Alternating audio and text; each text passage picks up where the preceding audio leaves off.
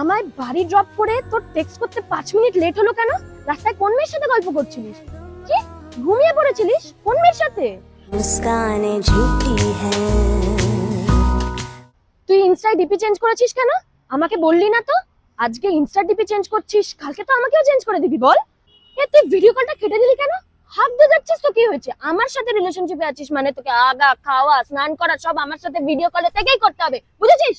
আমি তোকে ফোন করলাম, ওই পার থেকে একটা মেয়ে ফোন ধরে বললো আপনি যাকে কল করেছেন সে ব্যস্ত আছে। কে? হ্যাঁ, মেয়েটা কে? কি জিও অপারেটর? খ্রিস্টান পাঠালি নাকি? এই তোর গাড়ি এখানে পার্ক করা, তুই কোনো হোটেল ফোটেলে এসেছিস নাকি? তোর গাড়ি না মানে কি লেখা আছে তো?